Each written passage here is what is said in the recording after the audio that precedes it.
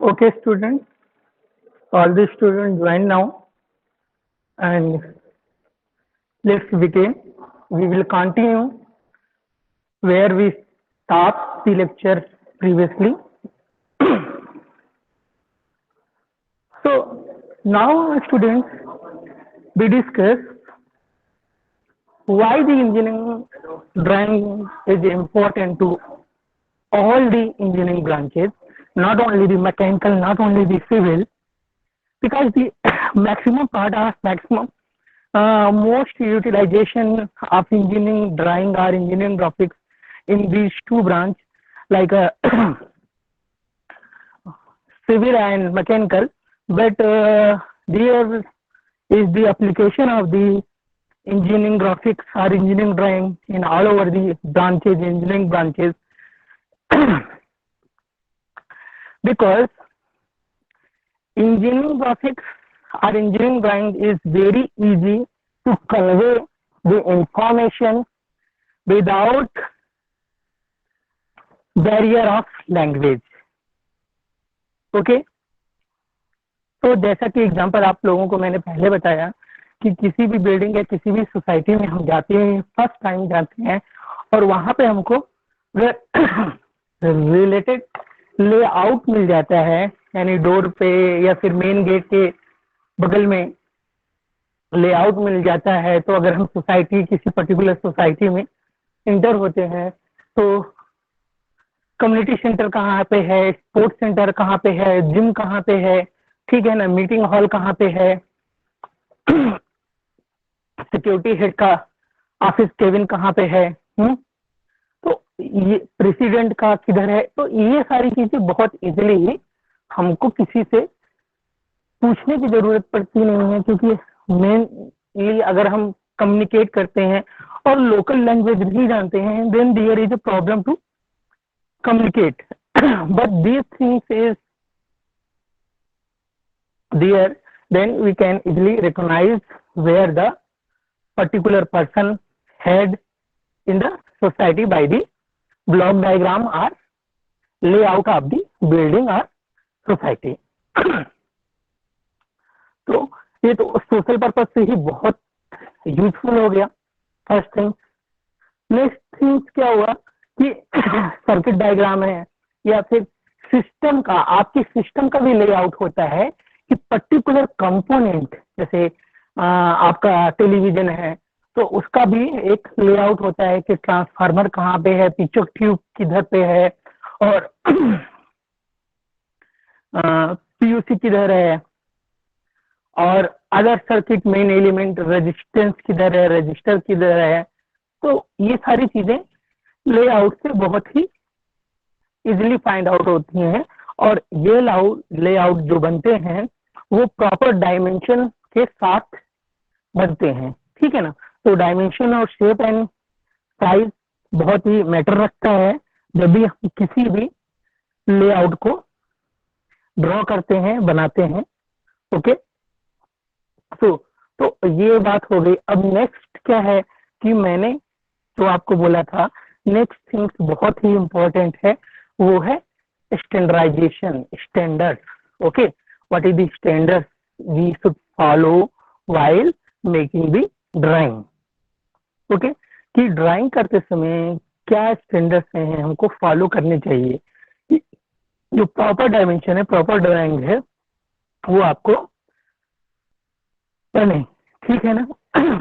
तो अभी स्टूडेंट आप लोग फर्स्ट 2 लेक्चर आपके हो गए, लंच भी हो गया, ठीक है ना। अब मैं आपको एक स्टोरी टेलिंग करता हूँ ताकि आप लोगों का मूड थोड़ा फ्रेश हो जाए। हाँ, ओके सर। क्या हुआ कि एक बिजनेसमैन था, ठीक है ना। एक बिजनेसमैन एक गांव में जाता है, थोड़ा सा रूरल एरिया था, काफी बड़ा जंगल था वहां पे। तो उसने सोचा कि यहाँ से पैसे कैसे कमाए जाए। तो उसने ऐड किया, क्या ऐड किया कि उसका एक सर्कस है, शहर में उसका एक सर्कस है, उसके लिए उसको मंकीज चाहिए, बंदर चाहिए। तो जो जंगल से उसको बंदर पकड़ के लाएगा उसको वो 1000 रुपए देगा। तो क्या हुआ कि गांव वालों को जब पता चला तो वो बंदर पकड़ के लाने लगे। तो धीरे धीरे क्या हुआ कि उसके पास बंदर बहुत हो गए, और जो आदमी लोग बंदर पकड़ने जंगल में जाते थे वो क्या हुआ कि वो बंदर भी सतर्क हो गए, आदमियों को पहचान लेते हैं, क्योंकि जो बंदर की टेंडेंसी क्या होती है वो ह्यूमन जैसी होती है ना। तो वो आदमियों को रिकॉग्नाइज कर लेते हैं कि हाँ इनसे खतरा है। तो बंदरों को पकड़ना थोड़ा कॉम्प्लिकेटेड और मुश्किल हो गया। तो जब बंदरों को पकड़ना मुश्किल हो गया तो क्या हुआ, जो गांव वाले थे उन्होंने सोचा कि यार 1000 के लिए हम अपनी जान रिस्क में नहीं डालेंगे, भी बहुत है। तो फिर जो बिजनेसमैन था उसने और लालच दिया। उसने कहा कि अब जो बंदर पकड़ के लाएगा उसे क्या कहते हैं कि मैं 2000 रुपए दूंगा। तो अभी जब अमाउंट बढ़ गया, पैसा बढ़ेगा तो क्या होता है, मोटिवेशन बढ़ जाता है, अरे ज्यादा अमाउंट है। तो फिर गांव वालों ने और ट्राई किया और कोशिश किया, जंगल के लगभग सारे बंदर उन्होंने पकड़ के दे दिया। तो अब क्या हुआ कि लगभग जंगल में बंदर बचे नहीं, सारे जो बंदर थे वो बिजनेसमैन के पास थे। तो बिजनेसमैन ने क्या बोला कि भाई मुझे बंदर तो और चाहिए, और अब जो बंदर मुझे लाके देगा उसे मैं 3000 रुपए दूंगा। तो क्या कहते हैं कि अब बंदर बचे नहीं थे, लेकिन बिजनेसमैन ने क्या बोला कि भाई अब मुझे शहर में काम है, मैं सिटी जा रहा हूँ और ये मेरा मैनेजर है, तो जो भी बंदर इनको ला के देगा उसको क्या कहते हैं कि कितना 3000 रुपये मिलेगा, 3000 रुपीज। फिर बिजनेसमैन चला गया। अब जंगल में जब बंदर बचे ही नहीं तो गांव वाले बंदर किधर से लेके आएंगे, there is no monkey in the forest. Then what happened, सारे लोगों को मैनेजर ने कलेक्ट किया। तो बिजनेसमैन का मैनेजर था, सारों को कलेक्ट किया और बोला तुम लोग बंदर क्यों नहीं लेके आ रहे हो, 3000 छोटी रकम नहीं है। तो गांव वालों ने कहा कि साहब जंगल में बंदर ही नहीं रहेंगे, सारे बंदर खत्म हो गए। तो मैनेजर ने क्या कहा कि मेरे पास तुम लोग तुम्हारे लिए एक स्कीम है, we have a scheme for you. तो मैनेजर ने बोला कि मेरे पास एक स्कीम है, अगर आप मेरे मालिक को ये चीज नहीं बताओगे तो फिर सब गांव वाले तैयार हो गए, जी सर हम नहीं बताएंगे, साहब बताओ क्या स्कीम है। तो उसने कहा कि तो आप लोग ऐसा करो कि मुझसे 2500 में बंदर ले लो, मुझसे आप लोग 2500 में बंदर खरीद लो और वापस मुझे 3000 में बेच दो। तो आप लोगों को क्या बिना कुछ किए 500 रुपए का फायदा हो जाएगा। तो अब गांव वालों को लगा ये तो बहुत अच्छी स्कीम है भाई, कि बंदर इन्हीं से लेना है 2500 में और इन्हीं को बेचना है 3000 में। तो कहा कि अभी आज मैं बंदर सारे बेचूंगा, आज कोई बंदर खरीदी नहीं होगी क्योंकि बहुत ज्यादा भीड़ हो जाएगी, खरीदने लेने वाला एक ही रहूं, मैं अकेला हूं। तो आज मैं केवल बेचूंगा, कल आप लोग मुझे बेचिएगा, क्योंकि वन डे हो जाएगा, क्योंकि मैं खरीदूंगा बेचूंगा तो डिस्टरबेंस होगा। तो आज अब मैं बेचने वाला हूँ। तो गांव वालों को स्कीम बहुत अच्छी लगी कि कोई भी मेहनत नहीं, जंगल में जाना नहीं, पेड़ पे चढ़ना नहीं, बहुत अच्छी स्कीम है। क्या हुआ, फिर मैनेजर ने जितने भी बंदर थे उसके पास सबको 2500 में गांव वालों को बेच दिया। अभी मैनेजर के पास एक भी बंदर नहीं बचा।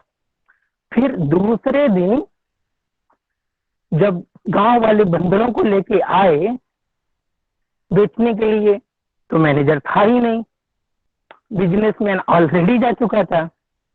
और वहां पे एक नोटिस लगी हुई थी, welcome to the corporate world. मतलब उन लोगों ने गांव वालों को साफ साफ धोखा दिया, लालच बढ़ाते बढ़ाते, कि क्या कहते हैं कि उनका तो कुछ नहीं लगा, मेहनत गांव वालों की लगी, गए जंगल से बंदर पकड़ के लाए, दिए, उसने पैसा दिया, इनिशियल इन्वेस्टमेंट किया, लेकिन बिना कुछ किए वो हर एक बंदर पे गांव वालों ने ही पकड़ा, गांव वालों ने ही बेचा, गांव वालों ने ही खरीदा, उनको 500 रुपीज का फायदा हुआ। चीटिंग है, लेकिन कॉर्पोरेट वर्ल्ड में काफी कुछ ऐसा होता है ना।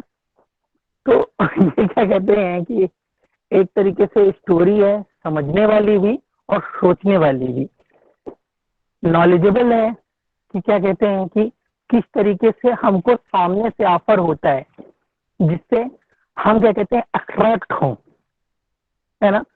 आजकल के कमर्शियल जो भी ऐड आते हैं ना बेटा, आप लोग देखते हो वैसे ही है, वो जो दिखाते हैं उनका रियलिटी से कोई लेना देना नहीं रहता मैक्सिमम का, है ना।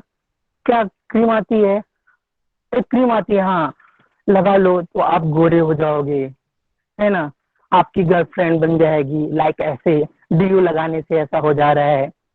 रियलिटी से कोसों दूर है, क्योंकि इंडिया में ये चीज नहीं हुई, लेकिन फॉरेन में ये चीज हुई है कि पर्टिकुलर AXA का डीयू था, उसमें ऐड में दिखाते थे कि डीयू लगाया और उससे बहुत सारी लड़कियां इम्प्रेस हो गई, लेकिन रियलिटी में हुआ नहीं, तो उसने कंपनी के ऊपर केस कर दिया कि आप जो दिखा रहे हो तो उसका रियलिटी से कोई लेना देना नहीं है, ठीक है ना। तो ये स्टोरी सुनाने का मेरा मोटो क्या था कि आप पहले चीजों को जो भी दिख रही हैं, है ना, उनको अंडरस्टूड किए बिना सिर्फ क्या कहते हैं कि लुभावनी चीजें अट्रैक्शन है, तो उधर आप लोगों को नहीं जाना है, ठीक है ना। देखिए हमारे इंडिया में 3-4 बिजनेस कम्युनिटियां हैं। एक गुजराती अच्छे बिजनेसमैन होते हैं, राजस्थान से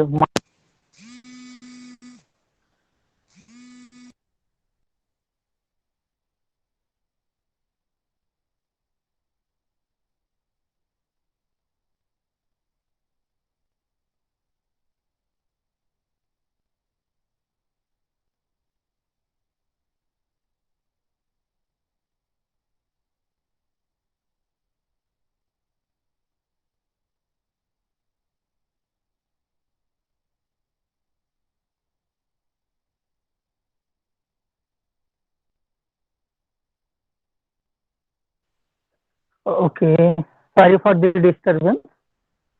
तो क्या मीनिंग क्या है कि आप लोगों का जो मेन मोटो है, किसी भी लालच की वजह से वो डिस्ट्रैक्ट नहीं होना चाहिए, ठीक है ना। तो मेन क्या है कि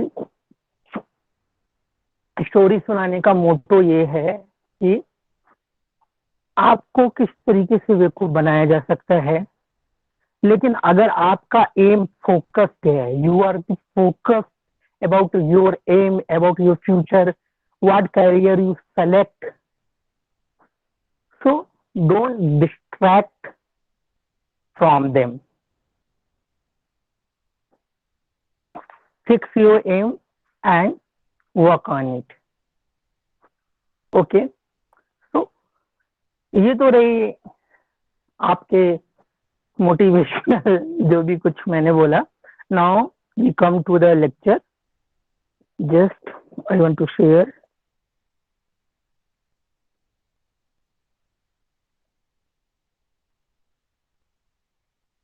ओके, स्क्रीन सभी को दिख रही है बेटा, student? Yes, sir. Yes, sir. Yes, sir. Okay Yes, sir. Okay, Yes, thank sir. You for your reply. Okay, thank you. तो ये हम लोगों ने सीख लिया कि मैनुअल ड्राइंग के लिए क्यों जाना चाहिए, क्योंकि ड्राइंग जो कंप्यूटर के थ्रू हम बनाते हैं बहुत ही लेस टाइम कंज्यूमिंग है और चीप है, फिर भी हम मैनुअल ड्राइंग पे क्यों जाएंगे, क्योंकि कोई भी चीज स्टार्ट करते हैं उसके लिए बेसिक फंडामेंटल बहुत ही इम्पोर्टेंट है, बहुत ही रिक्वायर्ड है। तो उसके लिए बेसिक नॉलेज गेन करने के लिए मैनुअल ड्राइंग बहुत ही इम्पोर्टेंट है। ओके, तो next standards. Introduction to standards. Standard are set of the rule that grown how to technical drawings are represent. ठीक है ना। अभी क्या कहते हैं कि जैसा कि सभी लोग जानते हैं, जैसे कि डिफिनीशन है, आप लोगों को ऑलरेडी एक्सप्लेन किया हुआ है। Engineering drawing is the universal language of engineer. Universal mean all over world में सेम है। सेम कैसे रहेगी? अगर सेम रखनी है तो स्टैंडर्ड फॉलो करना पड़ेगा, क्योंकि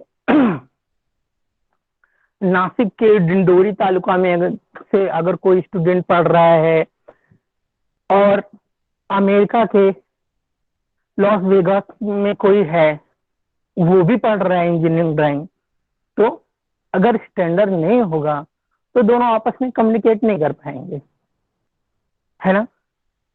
इसलिए स्टैंडर्ड बहुत जरूरी है कि अगर हमने थीटा लिखा हुआ है तो थीटा की जो मीनिंग आपके लिए है वही मीनिंग अमेरिका, यूएसए या फिर यूके के किसी भी पर्सन के लिए थीटा की सेम मीनिंग होनी चाहिए। ठीक है ना, दैट इज द स्टैंडर्ड। ठीक है ना, कि अगर डॉटेड लाइन हम ड्रॉ कर रहे हैं किसी भी कंपोनेंट में, तो वो क्या है, हिडन लाइन को रिप्रेजेंट करता है। वो आपके लिए भी और वर्ड के किसी भी स्टूडेंट के लिए सेम रहेगा कि अगर डॉटेड लाइन है that is mean the hidden line. So these are the standards we have to follow. These are the rules, regulations we have to follow. That's why engineering drawing are be a universal language of the engineer. कि जो standard, जो rule and regulation engineering drawing के आप पढ़ रहे हैं, वही rule और रेगुलेशन इंजीनियरिंग ड्राइंग के ऑल ओवर सेम है, ऑल ओवर वर्ड सेम है। That's why there is the standard. Drawing standard are used so that drawing convey the same meaning to everyone who reads them. Same चीज मैंने आपको बताई, तो यहाँ पे लिखा हुआ है कि स्टैंडर्ड्स को फॉलो करेंगे, जो गिवन स्टैंडर्ड है, रूल एंड रेगुलेशन बनाए गए हैं ड्राइंग के लिए। अगर सेम स्टैंडर्ड हम फॉलो करेंगे तभी ये पॉसिबल होगा कि ये particular rule and regulation follow करके कोई भी पर्टिकुलर ड्राइंग को रीड कर सकता है। Okay, now see there is some standard code. Okay, country USA, USA कौन से स्टैंडर्ड फॉलो करती है? ANSI, American National Standard Institute. ठीक है ना। तो अभी क्या है कि ये पर्टिकुलर एक स्टैंडर्ड है ANSI, American National Standard Institute. मतलब अगर हम according to ANSI according to कोई भी ड्राइंग बनाते हैं तो उसके लिए पर्टिकुलर रूल एंड रेगुलेशन दिया हुआ है, गिवन है। ठीक है, जापान GSI यूज होता है जापान में, Japanese industrial investor. UK BS, British standard.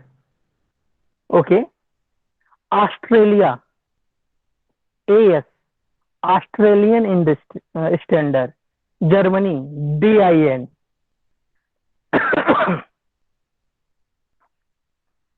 डेक्सेल institute for norming and ISO standard. तो जो सबसे फेवरेबल फॉलोएबल स्टैंडर्ड है that is the ISO, international standard organisation. ठीक है ना, तो ये इंटरनेशनल ही है। उसके ऊपर USA, Japan, UK, Australia, Germany particular country के स्टैंडर्ड्स हैं, है ना। अमेरिकन है तो आपका ANSI हो गया, American National Standard institute. Japan के लिए अलग है, UK के लिए अलग है, ऑस्ट्रेलिया के लिए अलग है, जर्मनी के लिए अलग है। लेकिन ISO international standard organization is followed by all over world. Okay, तो मैक्सिमम कंट्री में ISO स्टैंडर्ड ही फॉलो होता है, और जितनी नेशनल स्टैंडर्ड्स हैं, चाहे वो अमेरिका की हो, जर्मनी की हो, जापान की हो, ऑस्ट्रेलिया की हो, उनका कन्वर्जन रहता है। यानी अगर कोई स्टैंडर्ड हम अमेरिका का फॉलो कर रहे हैं तो उसका ISO में क्या कन्वर्जन होगा ये रहता है, ठीक है ना, क्योंकि ISO पूरे वर्ल्ड में फॉलो होता है, ठीक है ना। तो अगर कोई कंट्री लेवल का स्टैंडर्ड है तो उसको ISO में क्या कन्वर्जन है, ये भी, इसकी भी टेबल और थ्योरी रहती है। ओके, नाउ ड्राइंग शीट, तो किस तरीके की, कितने साइज की ड्राइंग शीट हम यूज करते हैं, यहाँ पे ये गिवन है, ठीक है। Trimmed paper of a size A0 to A4, अभी A0 भी बोलते हैं, है ना, लेकिन A0 इज करेक्ट प्रोनाउंसिएशन, ठीक है ना। जब टेक्निकली हम बोलते हैं तो A0 नहीं बोलेंगे, A0 बोलेंगे, A0 to A4। ओके, तो A4 सबसे छोटा साइज होता है जो हम drawing sheet, as a drawing sheet use करते हैं। साइज आपका A5 भी आता है, लेकिन A5 पे हम, A4 से छोटा साइज रहता है, उस पे हम ड्राइंग के लिए यूज नहीं करते हैं। We don't use A5 paper for the drawing. Printing के लिए यूज करते हैं, A5 पेपर प्रिंटिंग के लिए यूज कर सकते हैं, बट ड्राइंग के लिए नहीं यूज कर सकते। ड्राइंग के लिए हम A4 टू A0 और A0 to A4 he use कर सकते हैं, ठीक है ना। जैसे जैसे नंबर इंक्रीज होता है, ए के आगे का नंबर जैसे जैसे इंक्रीज होता है, A0, A1, A2, A3 and A4, तो पेपर का साइज छोटा होता जाता है, ठीक है। Number is greater, size is small, ऐसा है कि ए पेपर को रिप्रेजेंट करता है और उसके आगे जो है वो साइज, उसके आगे जो भी नंबर है A0, 1, 2, 3, 4, वो उसके साइज को रिप्रेजेंट करता है, ठीक है ना। तो जितना ग्रेटर नंबर रहेगा उतना स्मॉल साइज रहेगा। अभी देखिए, जैसे आपका स्टैंडर्ड साइज है, ठीक है ना, A4 210 टू 297, ठीक है ना। मतलब क्या हुआ कि 210 आपका विड्थ रहेगी और 297 लेंथ रहेगी, width to length ratio. Okay, A3 में 297 आपकी विड्थ रहेगी and 420 length. Okay, now A2 420 into 594, okay, then A1 594 to 841, okay, A0 841 into 1189। तो आपने ये जो टेबल दिया हुआ है, ये जो वैल्यू गिवन है, इस पे कुछ कॉमन पॉइंट नोटिस किया? एनीवन, क्या कॉमन पॉइंट है, कोई बोल सकता है, बता सकता है? जो पेपर साइज यहाँ पे आपको गिवन है, A4, A3, A2, A1 and A0, इसमें कॉमन क्या है?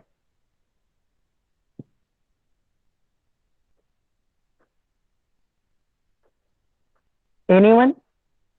मतलब सर फिर से एक्सप्लेन सर्व करो ना। पेपरच्या मध्ये लाईन आहे. अभी देखिए, आपका क्या कहते हैं कि जो पेपर साइज दिया हुआ है ना बेटा, right side is repeat again. हाँ, कि आपका क्या कहते हैं, ये आपको मेमोराइज करने के लिए इजी होगा, है ना, कि आपका जो 210 है, 210 के बाद 297 है, तो 297 यानी एक पेपर की जो लेंथ है वो दूसरे साइज के लिए विड्थ हो जाती रही है। मतलब A4 के लिए जो लेंथ है वो A2 के लिए विड्थ है, A2 के लिए जो लेंथ है वो A3 के लिए विड्थ है, और A3 के लिए जो लेंथ है वो A2 के लिए विड्थ है। A2 का जो लेंथ है वो A1 का विड्थ है, और A1 की जो लेंथ है वो A0 की विड्थ है। ओके, तो अगर काउंट देखा जाए तो हर में आपको 2 डायमेंशन दिया हुआ है ना। मीन्स A4 के लिए 2 डायमेंशन, A2 के लिए 2 डायमेंशन गिवन है। लेकिन अगर आपको मेमोराइज करना है तो आप केवल 1 2 3 4 5 5 6 7 आपको 7 नंबर याद करने हैं इंस्टेंट 10 नंबर के, है ना, इजी। तो ये देखिए आपको फिगर में भी फोल्डिंग मेथड के थ्रू शो किया गया है। A4 साइज क्या है, A3 साइज क्या है, A2 size, A1 and A0 size आपको फिगर में भी शो किया गया है। Okay, so that is the common point about the paper size. Now orientation of drawing sheet.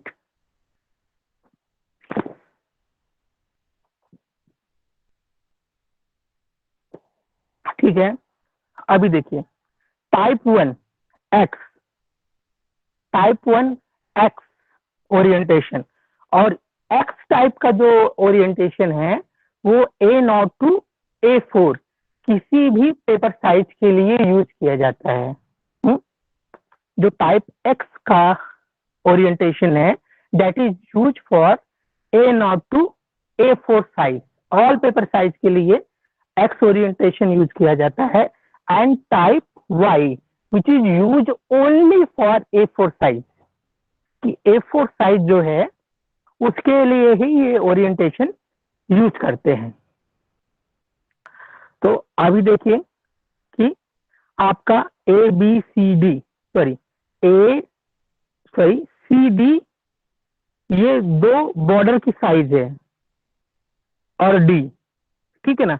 तो यहाँ पे देखिए कि सी और डी की वैल्यू गिवन है, सी और डी की वैल्यू गिवन है, ठीक है ना। तो देखिए कि अगर आपका लेफ्ट साइड में जो बॉर्डर का और डिस्टेंस है between side edge to border that is D, and D equal to 25 mm for all paper size, and C equal to how much, ठीक है। डी की जो वैल्यू है वो सभी पेपर साइज के लिए सेम है। ओके, डी की जो वैल्यू है वो सभी पेपर साइज के लिए सेम है, दैट इज 25 mm। बट सी की वैल्यू पेपर साइज पे डिपेंड करती है, सी की वैल्यू पेपर साइज पे डिफर हो रही है। A4 साइज के लिए 10 सेंटीमीटर, A3 साइज के लिए 10 एंड A2 साइज के लिए 10। Means A2 to A3 A2 A3 A4, A2 to A4 10 centimetre सी की वैल्यू है, एंड A1 एंड A0 के लिए कितनी वैल्यू है, that is 20, just double. Okay, तो ये भी आपको जब हम पेपर ओरिएंटेशन कर रहे हैं then we have to follow the standard 2। Means ये जो अभी हम पढ़ रहे हैं ना, these about the standard, what is the standard. Okay, कि डी की वैल्यू A4 साइज के लिए क्या रहेगी और A3 साइज के लिए क्या रहेगी, A2 साइज के लिए क्या रहेगी, that is the different part. Okay, and in between all over your drawing space, here you have to draw the component. Okay, and this is title block and this is the title block. What about the title block? Title block where we give the information in the text about the drawing, ठीक है ना। इसमें क्या क्या information देते हैं, ठीक है।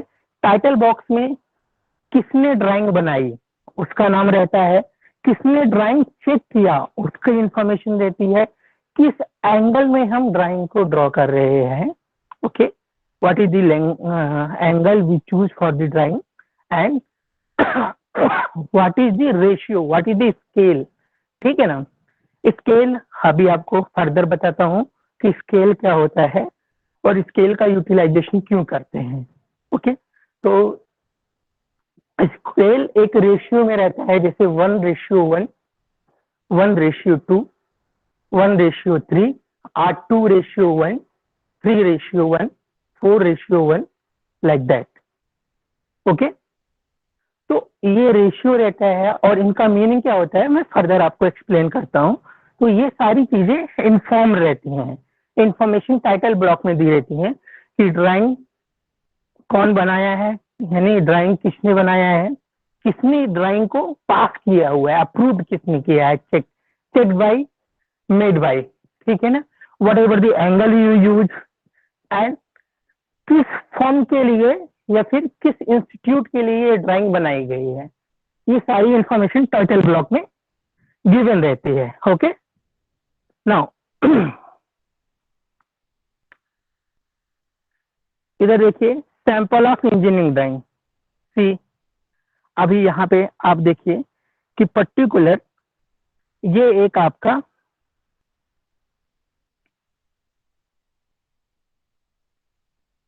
ड्राइंग शीट है जिसमें क्या कहते हैं कि एक कंपोनेंट बना हुआ है। ये देखिए पर्टिकुलर कंपोनेंट बना हुआ है जिसमें आपका फ्रंट व्यू और साइड व्यू ड्रा किया गया है, ठीक है ना, और इसमें सारी डायमेंशन आपको गिवन है। 3 ये देखिए आपका यहाँ पे लिखा हुआ है 3 × 5.25 प्लस 0.005 माइनस 0.000। ओके, इसकी क्या मीनिंग हुई, और ये जो इंफॉर्मेशन है सॉरी, ये जो इंफॉर्मेशन है ये पर्टिकुलर होल के लिए है। 3 नंबर को रिप्रेजेंट करेगा कि ये जो होल है पर्टिकुलर कंपोनेंट में 3 बार है, 3 टाइम्स है, ठीक है, 3 × x।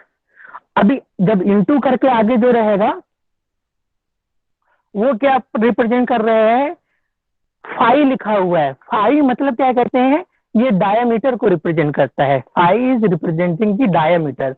तो ये होल का डायामीटर गिवन है यहाँ पे, ठीक है ना, ये होल का डायामीटर गिवन है और होल का डायामीटर कितना है 0.250।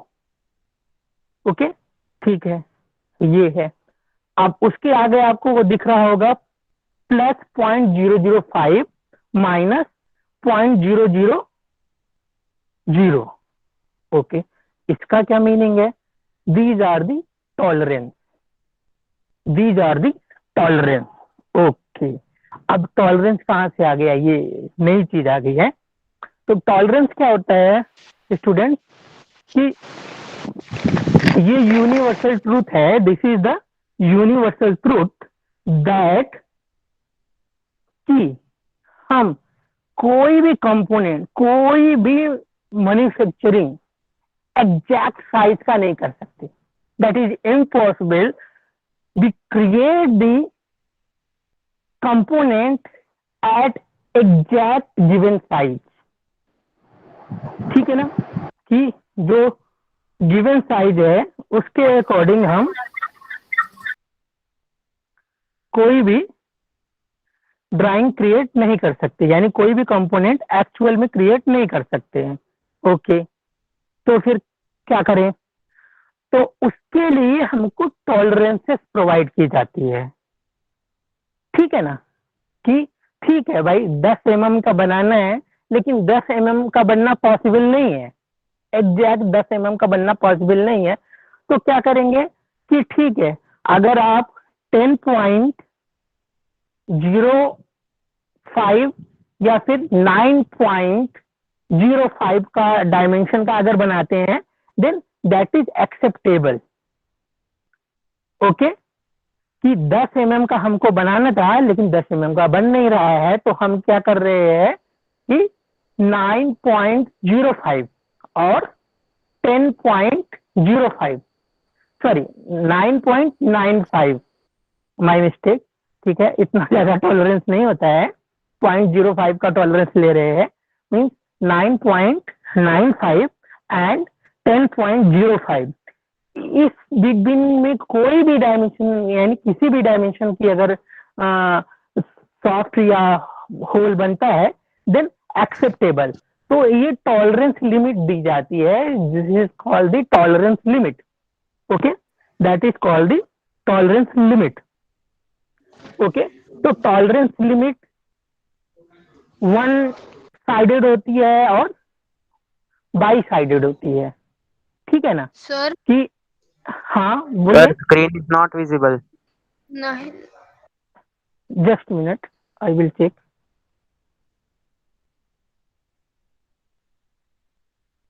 स्क्रीन शेयर अभी विजुअल है? Yes, sir. ओके ओके, तो क्या होता है बेटा कि tolerance one dimensional or we can say that one sided or double sided or bi sided होती है। तो यहाँ पे जो टॉलरेंस आपको गिवन है ये वन साइडेड है ना? बाई साइडेड का मतलब क्या होता है कि प्लस माइनस दोनों में रहती है, और वन साइडेड का मतलब क्या होता है कि या तो प्लस में रहेगी या फिर माइनस में रहेगी। तो यहाँ पे प्लस में तो वैल्यू है 0.005, लेकिन निगेटिव में कोई वैल्यू नहीं है, वो 0 है। तो ये क्या हुआ? वन साइडेड टॉलरेंस है। इसका मीनिंग ये हुआ कि अगर डायामीटर आपका 0.25 है, अगर डायामीटर आपका 0.25 है तो उसको हम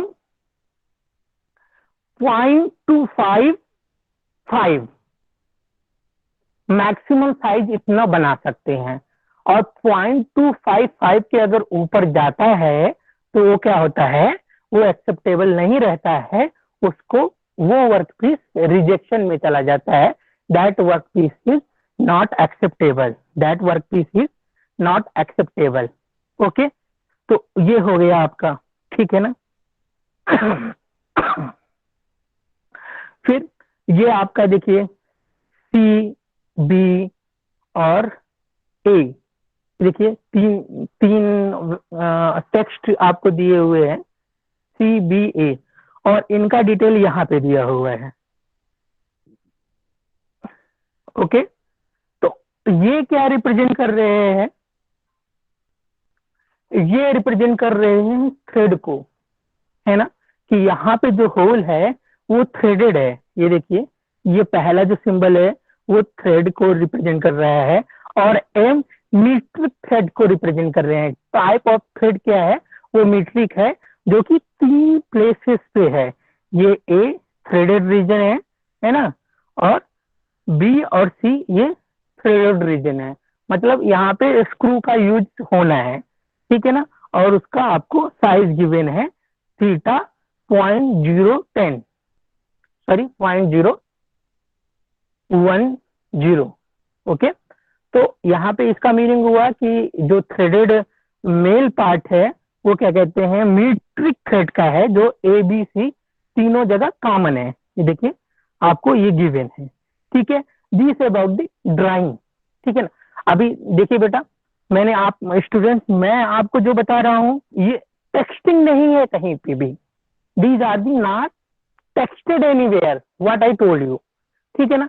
मैं क्यों बता पा रहा हूँ? क्योंकि I have the knowledge about the engineering drawing, ठीक है ना? ये सारी चीजें मैं आपको एक्सप्लेन इसीलिए कर पा रहा हूँ क्योंकि इंजीनियरिंग ड्राइंग मुझे कम नॉलेज है ना? उसके अकॉर्डिंग मैं बता पा रहा हूँ। और ये रहा आपका टाइटल ब्लॉक। अभी देखिए ठीक है, अभी यहाँ पे कंपनी का नाम लिखा हुआ है पीएसडी। मैंने बताया ना कि जिस कंपनी के लिए ड्राइंग बनती है, ड्राइंग बन रही है, उसकी इंफॉर्मेशन रहती है। तो ये आपका PSD production system design laboratory के लिए ये ड्राइंग बनी हुई है, ठीक है ना? उसकी पूरी डिटेल है। और नोटेड यूनिट इट इंचेस, यानी जितनी भी डायमेंशन आपने अभी देखी ऊपर वो किस में है? एमएम में नहीं है, इंच में है। Okay, deburr all the edges means इसका मतलब क्या हुआ कि जो एजेस है उसको जस्ट हमको डेबूर करना है। पार्ट का नाम देखिए क्या हुआ है? Left manufacturing bracket. Okay, material material भी इसमें गिवन है एल का क्या मीनिंग रहता है एल्युमिनियम ओके एंड 6601-T6 ठीक है ना। तो एल्युमिनियम के आगे ये जो पर्टिकुलर नंबर है 6601-T6 तो ये क्या है कि ये पर्टिकुलर एल्युमिनियम के जो एलॉय होते हैं ना प्योर एल्युमिनियम नहीं है इसमें क्या कहते हैं कि सम मटेरियल मिक्स है अलॉय मिक्स है। तो ये जो अलॉय मिक्स होते हैं उनका पर्टिकुलर नंबर होता है वो नंबर यहाँ पे गिवन है अभी ड्रॉन बाई ठीक है। किसने बनाया है मैंने बताया ना जो बनाता है उसका नाम रहता है BC this is the some code word for the particular person ठीक है। टॉलरेंस क्या है क्वांटिटी क्या है ठीक है ना और कब इसको रिवाइज किया गया है ये आपका क्या कहते हैं कि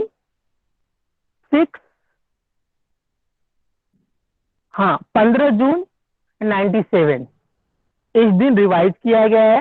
टोटल टॉलरेंस क्या है गिवन नहीं है इधर लेकिन टॉलरेंस वैल्यू ये आपका यहाँ पे गिवन है तो ये वैल्यू हम यहाँ पे दे सकते हैं ठीक है ना। और भी काफी इंफॉर्मेशन रहती है कि किस स्केल में बनाया गया है ना और किसने इसको चेक किया है रिवैल्यू किया है ये सारी इंफॉर्मेशन देखिए। और क्योंकि इसमें कुछ जो रो है वो ब्लैंक है तो उधर हम इतनी सारी इंफॉर्मेशन दे सकते हैं ओके।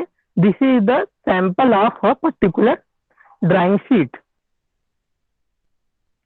नाउ यहाँ पे देखिए अभी जैसा बताया था कि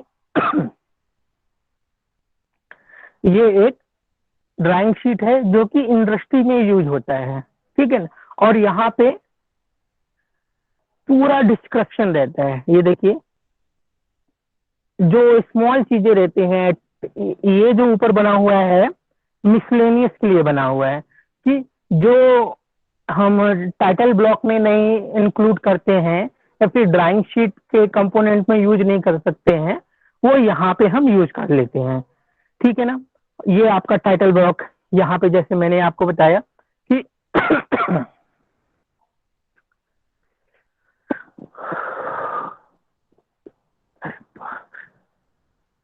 हाँ तो यहाँ पे पर्टिकुलर देखिए कि ये एंगल का रिप्रेजेंटेशन है जिसमें एक क्या कहते हैं कि आपका सर्किल बना है देन लाइन आगे ड्रॉ करके पर्टिकुलर एक कोनिकल शेप बना हुआ है। तो ये आपको रिप्रेजेंट करता है कि आपकी जो ड्राइंग है वो फर्स्ट एंगल में बनी हुई है ठीक है ना।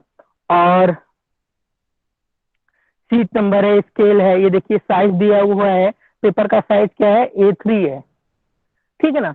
तो meaning is that drawing sheet is representation of all the information belongs to your drawing as well as whatever the drawing sheet ठीक है ना।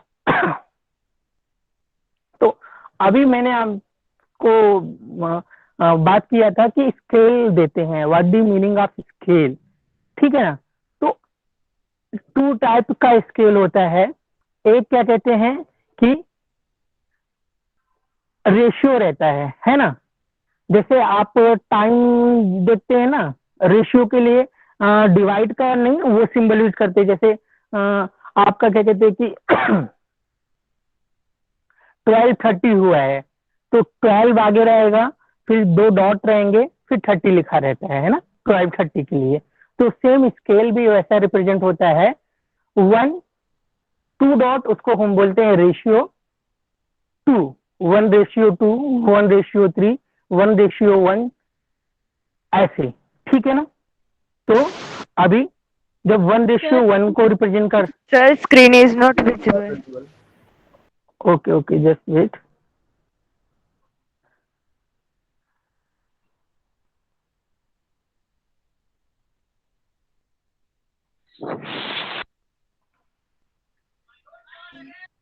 okay I think now screen is visible okay Yes. so the Yes. meaning is that Yes. okay कि जैसे आपका 1:2 है या 1:1 है ठीक है ना। तो जब इसको बोलते हैं सेमी कॉलन Yes, sir. अगर हम मैथमेटिक्स लैंग्वेज में बात करें तो इसको बोलते हैं सेमीकोलन। तो सेमीकोलन के पहले जो भी नंबर है और बाद में जो नंबर है, ठीक है, उस पे ही ये स्केल डिपेंड करता है, ठीक है ना। अगर सेमीकोलन के पहले 1 है,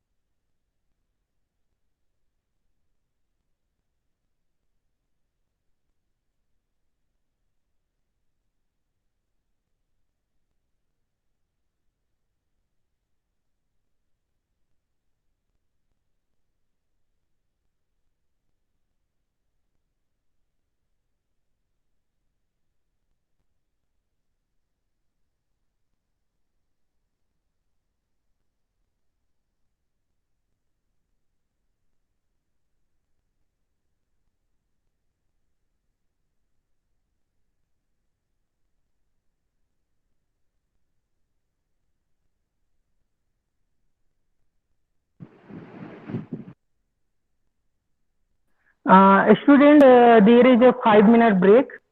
Please don't leave the meeting. Okay, sir. Okay, sir. Yes, Okay, sir. sir.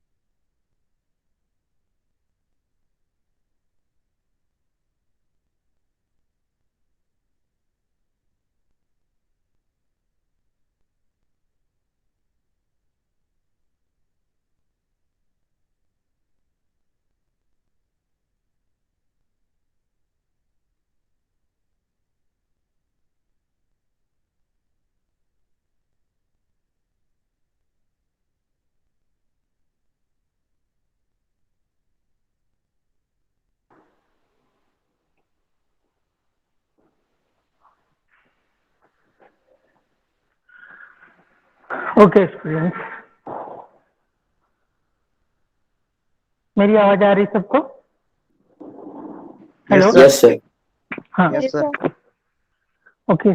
Again sorry for the disturbance. तो कॉलेज वर्क बीच बीच में भी आता रहता है, जिसकी वजह से प्रॉब्लम हो जाती है। ओके, तो ये जो पर्टिकुलर ड्राइंग शीट है, ये आपको रिप्रेजेंट करता है कि आपने किस टाइप की ड्राइंग बनाई है, किस स्केल में। हाँ, तो मैं बात कर रहा था स्केल की, कि अगर सेमी कॉलन के पहले 1 है और सेमी कॉलन के बाद कोई भी बड़ा नंबर है, तो इसका मतलब ये है कि वो रिड्यूज स्केल है। क्या है? रिड्यूज स्केल है। हाँ, ओके। और अगर सेमी कॉलन के पहले 1 से बड़ा नंबर है और सेमी कॉलन के बाद 1 नंबर है, तो ये आपका इन लार्ज स्केल रहता है। ठीक है ना? फॉर एग्जाम्पल जैसे 1:2 है, तो ये क्या है कि जो एक्चुअल ड्राइंग है, जो एक्चुअल साइज एंड शेप है पर्टिकुलर कंपोनेंट का, ड्राइंग उसकी हाफ में बनाई Sir, गई है। screen half is not scale. visible. Okay, just wait. Okay, now it visible. Yes, Yes, sir. sir. Okay, Yes, sir. तो अगर 1:2 है, तो इसका मीनिंग क्या है कि जो एक्चुअल साइज है कंपोनेंट की, मान लीजिए आप कोई रेक्टेंगल बना रहे हैं जिसकी लेंथ 10 है और विड्थ 8 है। ठीक है ना? तो अगर 1:2 में इसको आप बना रहे हैं, तो लेंथ 5 हो जाएगी और विड्थ 4 हो जाएगी। Okay, that is the meaning of scale 1:2। Okay, अगर इसी को अपोजिट कर दें, 2:1 का मतलब क्या हुआ कि जो ड्राइंग आप देख रहे हैं, एक्चुअल ड्राइंग इसकी हाफ डायमेंशन है। ठीक है ना? सेम एग्जांपल लेते हैं कि अगर 10 और 8 का एक रेक्टेंगल है और उसको 2:1 में हमको ड्रॉ करना है, तो लेंथ हो जाएगी आपकी 20 और विड्थ हो जाएगी 16। आया समझ में? अगर सेमी कॉलन के बाद 1 नंबर है और सेमी कॉलन के पहले कोई ग्रेटर देन 1 नंबर है, तो इसका मीनिंग हुआ कि इन लार्ज स्केल जो हम ड्राइंग बनाएंगे, वो एक्चुअल ड्राइंग का इन लार्ज भी होगा। और अगर सेमी कॉलन के पहले 1 है और बाद में कोई बड़ा नंबर है, तो क्या मीनिंग हुआ कि रिडक्शन स्केल में बनेगा। ठीक है ना? तो जैसे क्या कहते हैं कि 1:2 है, तो इसका मतलब जितनी भी डायमेंशन है उसको हम 2 से डिवाइड कर देंगे। या फिर 1:3 है, तो जो भी डायमेंशन, जितनी भी रियल डायमेंशन है, उसको 3 से डिवाइड करेंगे। फिर जो भी डायमेंशन हमको मिलेगी, उस डायमेंशन पे हम ड्राइंग को बनाएंगे। ठीक है? अगर सेमी कॉलन के पहले 2, 3, 4, 5 जो भी वॉट एवर द नंबर है सेमी कॉलन के पहले है, तो इसका मतलब वो नंबर हमको डायमेंशन से मल्टीप्लाई करना है। ठीक है ना? तो अभी स्केल की रिक्वायरमेंट क्यों पड़ती है? ठीक है ना? अभी स्केल की रिक्वायरमेंट क्यों बढ़ती है? जैसा मैंने आपको इन बिल्ड एग्जांपल बताया कि किसी सोसाइटी में या किसी भी बिल्डिंग के अंदर आप जाते हैं, तो लेआउट बने रहते हैं, है ना? तो वो लेआउट जो बने रहते हैं, वो रिड्यूज स्केल पे बने रहते हैं। किस पे? रिड्यूज स्केल पे। क्योंकि जो डिस्टेंस आपको गिवन रहती है, जो साइज आपको गिवन रहती है, वो मीटर में रहती है या फुट में रहती है, जिसको आप mm या फिर सेंटीमीटर में ड्राइंग में देखते हैं। तो वो रिड्यूस स्केल रहता है, मीन्स मीटर को इंचेस में, mm में हम कन्वर्ट करते हैं। ठीक है? अब देखिए, जैसे मोबाइल के सर्किट का आपको डायग्राम बनाना है, मोबाइल के सर्किट का डायग्राम बनाना है, तो क्या मीनिंग हुआ कि मोबाइल के सर्किट का अगर डायग्राम बनाना है आपको, तो मोबाइल का जो सर्किट का डायग्राम रहता है वो काफी छोटा रहता है। हाँ, तो उसको हम इन लार्ज स्केल में बनाएंगे। किसमें? इन लार्ज स्केल में बनाएंगे, क्योंकि वो क्या कहते हैं कि 0.5 mm डिस्टेंस कितना रहता है, 0.5 mm, 0.3 mm ऐसा रहता है। तो उसको हमको लार्ज स्केल में जनरेट करना रहता है।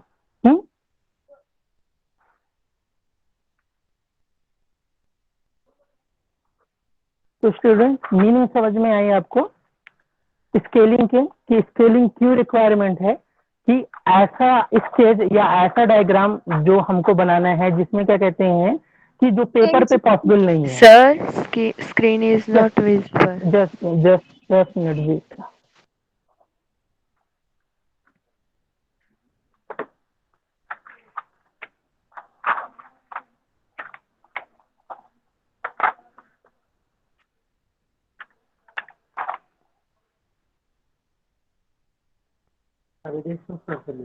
हाँ, देशमुख सर के साइन लीजिए, मेरे टेबल पे रख दीजिए तीनों। जब प्रिंसिपल सर के साइन हो जाएंगे तब लेके जाने का। देशमुख सर से पूछिए, अगर वो बोलते हैं सर के साइन लेना है तो लेके एक कॉपी लेके जाइए, 2 कॉपी मेरे टेबल पे रखिए। हाँ ओके। हाँ सो स्टूडेंट, स्केलिंग आपको समझ में आया कि जो भी स्केल है जो हम पेपर पे रिप्रेजेंट नहीं कर सकते। जैसे रिड्यूस स्केल का सबसे अच्छा एग्जांपल मैंने आपको सोसाइटी का लेआउट बताया, या फिर उससे बेटर एग्जांपल आपका मैप रहता है, ठीक है ना, जिसमें कंट्री को ड्रॉ किया जाता है, कंट्री का लेआउट बनाया जाता है, डिस्ट्रिक्ट का लेआउट बनाया जाता है, स्टेट का लेआउट बनाया जाता है, ठीक है ना। तो उसमें किलोमीटर को सेंटीमीटर या एमएम में रिप्रेजेंट करते हैं, ठीक है, रिड्यूस स्केल, ठीक है। या फिर बहुत ही छोटी चीजें हैं, जैसे क्या कहते हैं कि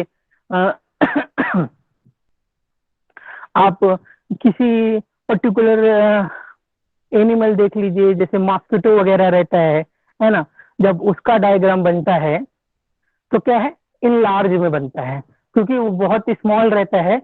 अगर उतना छोटा हम बनाएंगे तो हमको रिकॉग्नाइज ही नहीं हो पाएगा कि कौन सा पार्ट है, कौन सा कंपोनेंट बॉडी का, उसके बॉडी का कौन क्या क्या पार्ट है, ये हम रिकॉग्नाइज नहीं कर पाएंगे, ठीक है ना। तो जो चीजें बहुत ही स्मॉल है उसको इन लार्ज में बनाते हैं, जो बहुत ही रियल में बहुत बड़ी है उसको रिड्यूस स्केल में बनाते हैं, ठीक है ना। रिड्यूस स्केल में क्या होगा, सेमीकोलन के पहला जो नंबर होगा वो हमेशा 1 रहेगा, 1 रहेगा, और सेमीकोलन के बाद जो नंबर रहेंगे वो इंक्रीमेंट में रहेंगे, ठीक है ना। और इन लार्ज स्केल में क्या होगा, सेमीकोलन के पहले का जो नंबर रहेगा वो बड़े रहेंगे, सेमीकोलन के बाद का नंबर वो 1 रहेगा, हमेशा वो 6 रहेगा। इन लार्ज स्केल में सेमीकोलन के बाद का नंबर 1 रहता है, और रिड्यूस स्केल में सेमीकोलन के पहले का जो नंबर रहता है वो 1 रहता है, that is 6। Okay, this is about the scale. layout of the drawing sheet, okay, so standard form of the arrangement, तो ऑलरेडी आपको एक्सप्लेन कर दिया कहाँ पे क्या टाइटल ब्लॉक रहेगा, एजेस से जो बॉर्डर रहेगा, जो ड्राइंग स्पेस है उसकी जो बॉर्डर है उसमें कितना आपका डिस्टेंस रहेगा, डी और सी में डिवाइड रहेगा, और आपका जो डी की वैल्यू है दैट इज फिक्स, सी की value A2 A3 and A4 की सेम रहती है 10 सेंटीमीटर, और A1 A0 की, sorry I told centimetre, that is the mm, 10 mm and 20 mm। Okay, important particulars are include, वो आपको बताया मैंने, ये आपका टाइटल ब्लॉक किधर रहेगा, जो टाइटल ब्लॉक में क्या क्या चीजें रहेंगी, ठीक है ना। Facilitate quick reading of the important particulars, quick reference are located easily, drawing are prepared at various locations and shared, ठीक है ना। तो इसकी मीनिंग क्या हुआ कि पर्टिकुलर थिंग्स, जो थिंग्स है, सिंबल्स है ना, नेम है, स्केल है, कौन से एंगल पे हम बना रहे हैं, which angle which take, that is the mention on the drawing sheet, grid along to horizontal edge, ठीक है। जब भी हम नंबर, देखिए यहाँ पे कुछ नंबर्स प्रोवाइडेड है ना, तो ये क्या है, इंचेज में प्रोवाइडेड रहते हैं, ताकि हमको क्या कहते हैं कि अगर हमारे पास स्केल नहीं है फिर भी हम इसका यूटिलाइजेशन करके प्रॉपर डायमेंशनिंग कर सकें, मीन्स प्रॉपर डायमेंशनिंग कर सकें। स्क्रीन नहीं दिख रही, शेयरिंग तो है, just minute, I again share.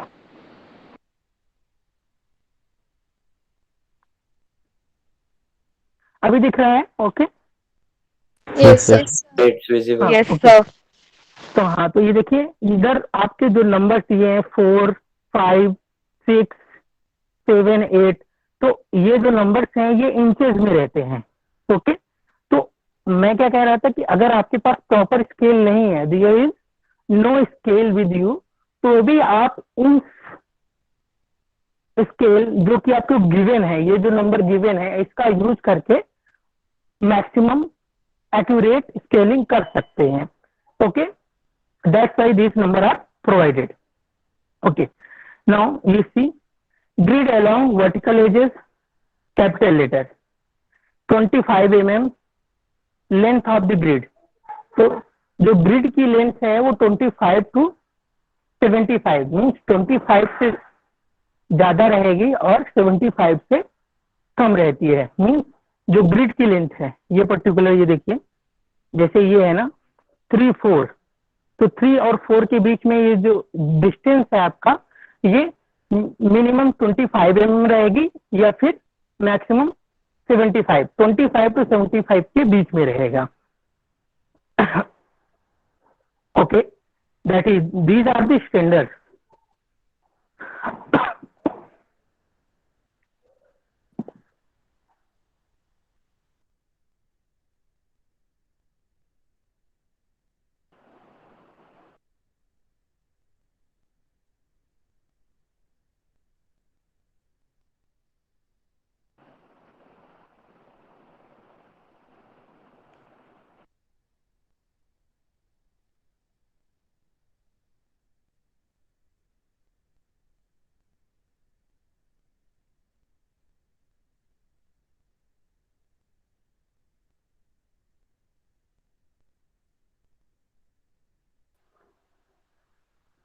Okay student, so क्या हुआ कि ये जो ग्रेडिंग सिस्टम है, ग्रेडिंग सिस्टम ग्रिड इसलिए प्रोवाइड किया जा सकता है जाते हैं कि अगर आपके पास स्केल नहीं है तो भी आप प्रॉपर स्केलिंग, प्रॉपर डायमेंशनिंग कर सकें।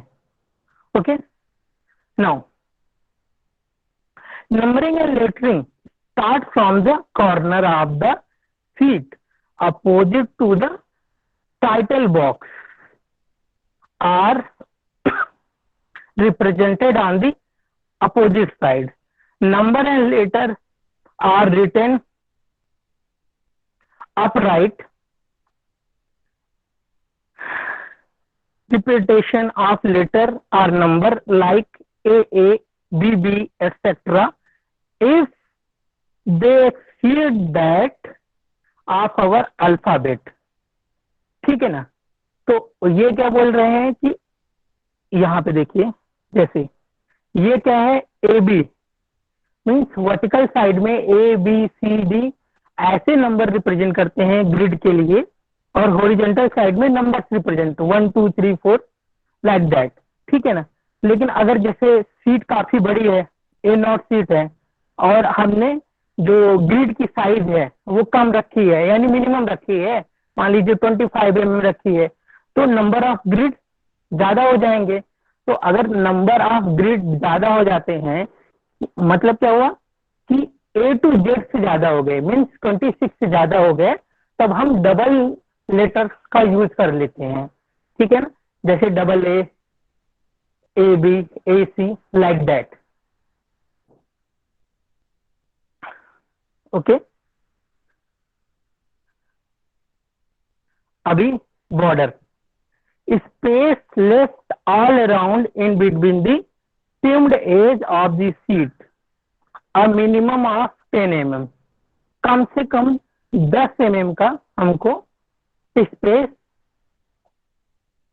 कटिंग एज से लेफ्ट करना रहता है, लेकिन आपका जो लेफ्ट हैंड है, राइट कॉर्नर है, लाइक ये एज, तो ये एज कितना है, ये आपका 20 mm फिक्स है, बाकी all other edge 10 mm or 20 mm based on the your seat size।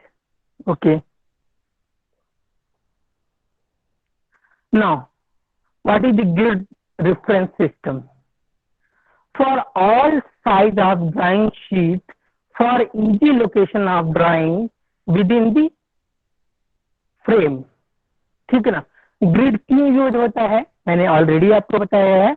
यहाँ पे लिखा हुआ है कि जो ग्रिड प्रोवाइड होता है वो प्रॉपर लोकेशन के लिए, मीन्स हम इजिली किसी भी कंपोनेंट को, किसी भी ड्राइंग को ड्राइंग स्पेस में अच्छे से लोकेट कर सकें in a proper way. That's why grid are provided. Okay, the length and the width of the frame are divided into even number of division। ठीक है ना, ऑड नंबर में डिवाइड नहीं होंगे, इवन नंबर में divide करते हैं।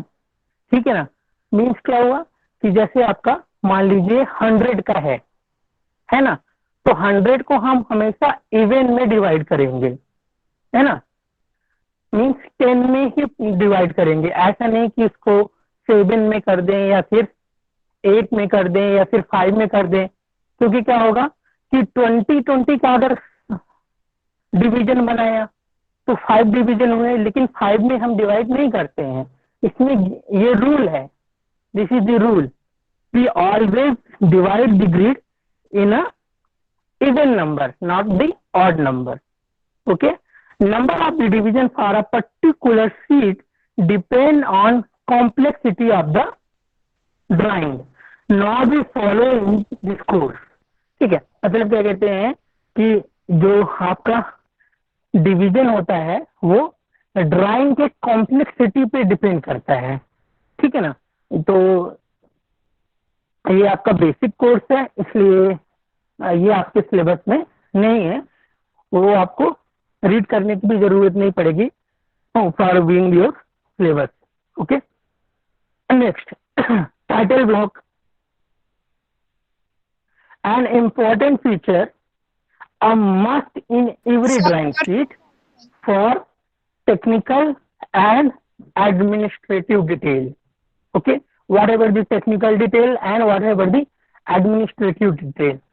ठीक है, टेक्निकल डिटेल क्या है कि ड्राइंग का स्केल क्या है, ठीक है, ड्राइंग किस एंगल में बना है, ठीक है, ड्राइंग किस यूनिट में बना है, एमएम में, इंच में, मीटर में। ओके, तो ये क्या है, टेक्निकल डिटेल है। अब एडमिनिस्ट्रेटिव डिटेल क्या हुआ, ड्राइंग किस ऑर्गेनाइजेशन के लिए बना है, ऑर्गेनाइजेशन का नाम इसे बताया मैंने, किसने बनाया है, ठीक है, किसने चेक किया हुआ है, किस डेट में बना हुआ है और किसके लिए बना है ना, these are the administrative detail. So title box और title block is the combination of the administrative detail and the technical detail. ठीक है, location bottom right corner and this is the dimension of the title block 185 to 65 mm।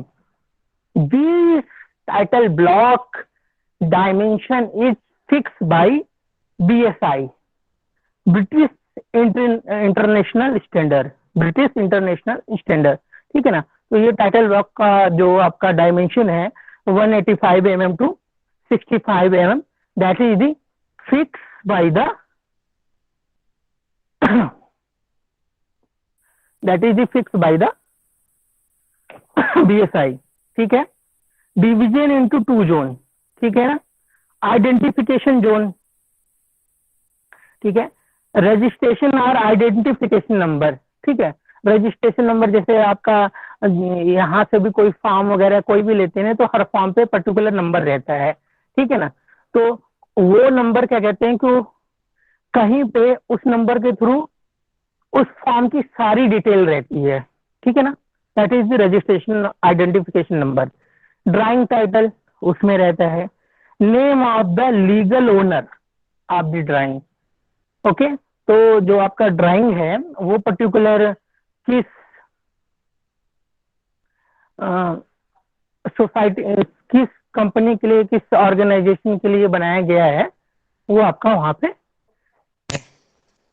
Name of the legal owner, name of the firm of the company, ठीक है, company का नाम या फिर किसके लिए बनाया जा रहा है वो भी वहां पे मेंशन रहता है। Okay, now title block, additional information. What are the additional information is there?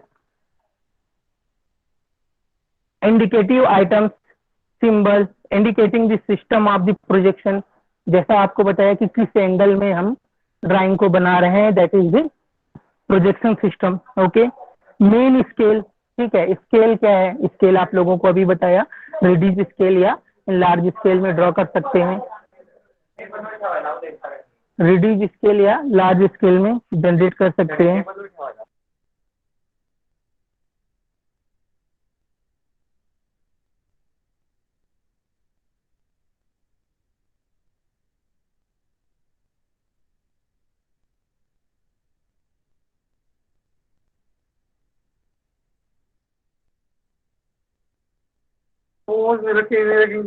ठीक है, साइन दे दो। हाँ,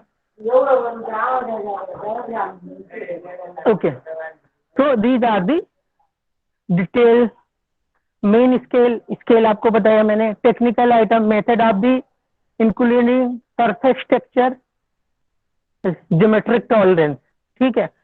सरफेस टेक्सचर मतलब ये थोड़ा सा ज्यादा ही टेक्निकल है। सरफेस टेक्सचर मतलब आपका सरफेस फिनिश कैसा है, रफ सरफेस रहेगी, क्योंकि जब ये ड्राइंग पर्टिकुलर मैन्युफैक्चरिंग सेक्टर में जाता है तो सरफेस की फिनिश मतलब आपके जो कंपोनेंट है उसका जो अपर सरफेस रहेगा उसकी फिनिश कैसी रहेगी, रफ सरफेस रहेगी या फिर प्लेन सरफेस रहेगी, डॉटेड सरफेस रहेगी, तो वो टेक्सचर भी यहाँ पे डिफाइन होता है, ठीक है। और टॉलरेंस, टॉलरेंस आपको बताया मैंने कि ये पर्टिकुलर अलाउंस रहता है जो कि प्रोवाइड किया जाता है कि आप क्या कहते हैं कि किस एंगल पे उसको मीन्स कितना टॉलरेंस गिवन है, यानी कितना अप और डाउन डायमेंशन आप गिवन डायमेंशन पे ड्रॉ कर सकते हैं। Okay, now administrative detail, what ever the administrative, कौन सा नंबर है, क्या नंबर है, किस डेट में बना है, वो सारी चीजें एडमिनिस्ट्रेटिव डिटेल में आती हैं। ओके, तो स्टूडेंट ठीक है, अभी यहाँ पे स्टार्ट करते हैं। आपका कोई क्वेश्चन है तो please Okay, sir. Ask your question. कोई क्वेश्चन है बेटा आप लोगों का? No, sir. No, okay, sir. ठीक है, तो फिर अभी आप लोग लीव कर सकते हैं। Thank you, Okay, sir. Bye, sir. Bye Thank you, sir. Bye. Welcome बेटा, Bye, sir. Bye sir, bye Bye, sir. बेटा। सेंड कर दो ना। सर ये लेक्चर वर्डप्रेस पर मिलेगा क्या? हाँ, ये लेक्चर आपको अभी आज जो है वो रिकॉर्ड हुआ है, मॉर्निंग का भी अभी का भी, ये दोनों का यूट्यूब पे अपलोड करके मैं आपको लिंक शेयर कर दूंगा और वर्डप्रेस पे भी मिल जाएगा। Okay sir. Okay, sir. Okay, sir Thank you, Okay. sir. Bye. Bye. Thank you sir. Welcome, bye, have a good day.